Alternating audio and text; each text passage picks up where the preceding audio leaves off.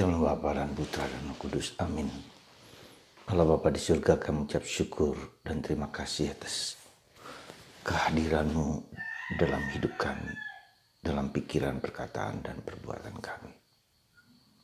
Dalam apapun yang kami lakukan, Engkau hadir di sana. Bantu kami untuk menemukan dan merasakan kehadiran-Mu, apapun yang terjadi.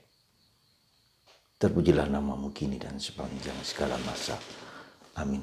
Para saudaraku terkasih dalam Kristus, syukur, terima kasih adalah salah satu tanda bahwa mata batin kita terbuka dan melihat karya Tuhan dalam diri kita. Kenapa kita harus bersyukur? Saya katakan harus bersyukur. Karena hidup kita adalah anugerah. Karena dengan bersyukur kita punya sukacita. Kita melihat Allah di dalam diri kita, dalam hidup kita. Itulah tanda kenapa kita bersyukur, berterima kasih kepada Tuhan, dan membuat hidup kita bahagia, sukacita. Itulah mengapa kita harus bersyukur. Saudaraku terkasih dalam Kristus, mengapa saya ajak Anda untuk bersyukur dan berterima kasih? Karena hari ini dalam bacaan pertama, dalam bacaan Injil, Yesus menyembuhkan 10 orang kusta. Dan hanya satu yang bersyukur dan berterima kasih. Yang datang kembali kepada Yesus, tersungkur di depan Yesus dan berterima kasih. Dan Yesus heran, mengapa mereka tidak berterima kasih dan bersyukur? Secara positif saya pikir bahwa mereka begitu sukacitanya karena penyakit yang mereka terima, kusta. Itu adalah penyakit yang tak tersembuhkan. Sekarang ini seperti HIV atau kanker. Mereka sungguh-sungguh mengungkapkan sukacitanya sehingga lupa akan apa yang telah mereka terima dari Yesus. Mengapa demikian? Kemungkinan besar karena apa yang kita sebut dengan taken for granted. Taken for granted itu artinya apa? Orang yang seolah-olah pantas menerima itu gitu loh.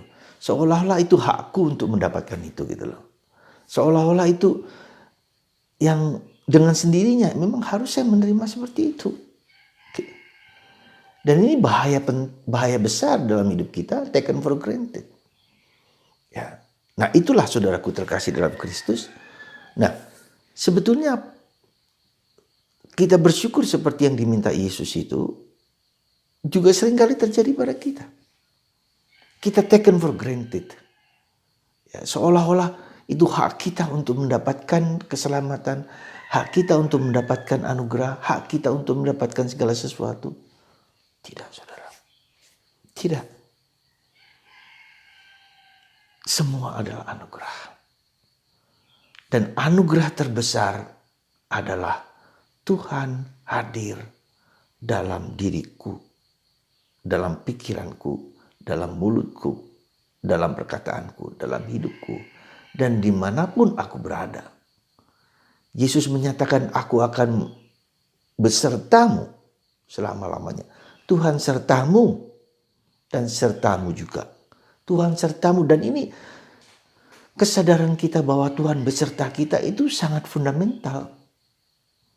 Kenapa sangat fundamental? Karena dengan Tuhan sertaku dimanapun aku berada, entah itu kerja, entah itu tidur, entah itu istirahat, entah apapun, entah berdoa, Tuhan hadir. Tuhan tidak memisahkan kita, memisahkan ya, kehadirannya itu ketika kita berdoa saja, tidak. Tapi justru di dalam keseluruhan hidup kita itulah Tuhan hadir. Ini penting saudaraku terkasih. Karena apa? Karena seringkali kita itu membedakan dan memisahkan.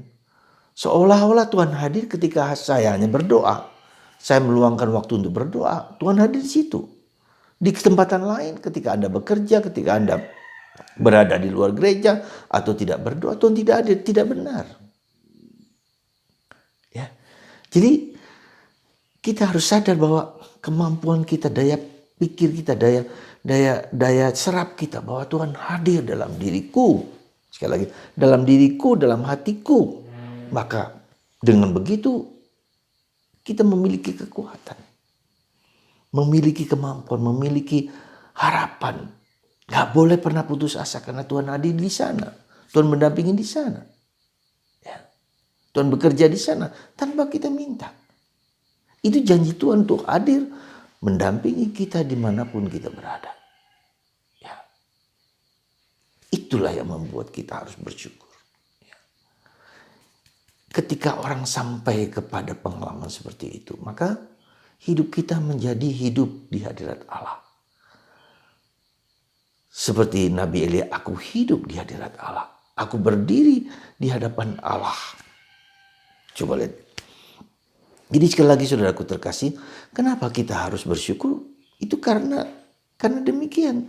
Tuhan hadir, Tuhan bekerja. Jadi kemampuan kita, daya batin kita, pikiran kita, daya semua. Ketika kita melihat Tuhan hadir dan tinggal dalam diri kita, itu membuat kita sukacita. Apa yang membuat kita takut? Apa membuat kita gelisah?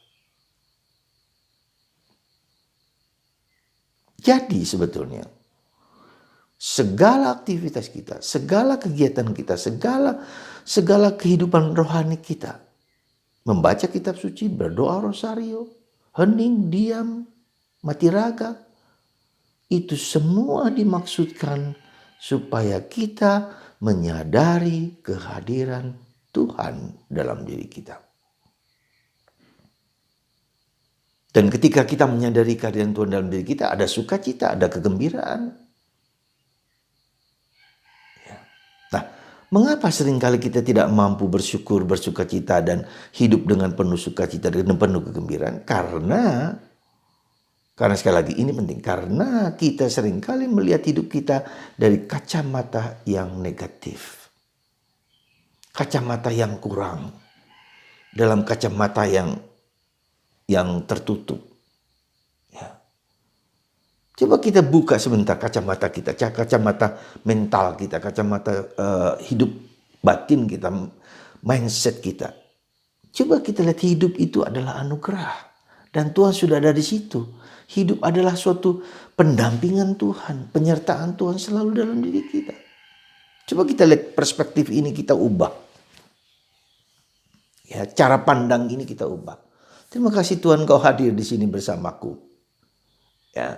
Jadi perubahan cara pandang, cara pikir kita yang tidak hanya melihat yang negatif, banyak kali coba kita bangun, kita melihat yang negatif. Belum kita sudah mengeluh. Ya. Belum kita sudah capek gitu kan. Dan itu mempengaruhi seluruh pikiran kita sehingga kita tidak gembira, tidak sukacita, tidak damai. Ya. Saudaraku terkasih, semoga sekali lagi, semoga Anda, kita semua dalam hidup ini menyadari kehadiran Tuhan. Dan itu bukan yang gampang. Harus dilatih dengan spiritual exercises. Banyak hal. Tuhan hadir dalam diriku dimanapun, kapanpun, saat apapun. Saat berdoa, saat tidak berdoa. Bekerja, dan tidak bisa memisahkan antara hidup doa dan hidup kerja. Tidak. Inilah jeniusnya Yesus. Luar biasanya Yesus dalam mendampingi kita. Dia hadir dalam hati kita. Kita adalah bait Allah. Ya. Dan itulah yang membuat kita lebih tenang, lebih damai. Dan setiap kali kita menjalankan hidup doa, itu tujuannya supaya kita menyadari kehadiran Tuhan itu. Maka kita memberi waktu-waktu khusus, terutama waktu hening, waktu diam, waktu sunyi. Tuhan, kau mau apa dalam diriku? Kita diam, kita dengarkan apa yang Tuhan kehendaki dalam hidupku. Semoga kita terus bersyukur karena Tuhan memberikan kehadirannya, menyatakan kehadirannya dalam hidupku, dalam batinku. Dan ini anugerah yang luar biasa. karunia yang luar biasa. Dan salah satu cara lain untuk menyadari kehadiran dan bersyukur kepada Tuhan, lihatlah buah-buah positif apa yang kita miliki. Cara pandang positif apa yang membuka mata kita. Pengalaman-pengalaman indah apa yang sekecil apapun sebetulnya kita tidak punya hak untuk mendapatkan, tetapi diberikan Tuhan kepadaku. Dan anugerah yang paling besar adalah Tuhan hadir mendampingi aku di setiap langkah hidupku. Inilah karunia Tuhan yang tak terbilang, yang tak terkatakan. Semoga Anda mengalami, merasakan, memahami, menyadari kehadiran Tuhan dalam hidup Anda. Dan Anda bersyukur terus-menerus. Tidak mudah mengeluh. Tidak mudah capek. Karena kita sadar Tuhan hadir, Tuhan hidup. Bagi Anda, bagi saya, bagi kita semua. Tuhan memberkati Anda semua dalam kasih karunia yang melimpah. Karena Tuhan hadir di dalam diri Anda.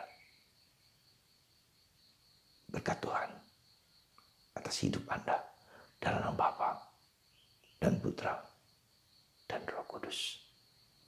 Amin.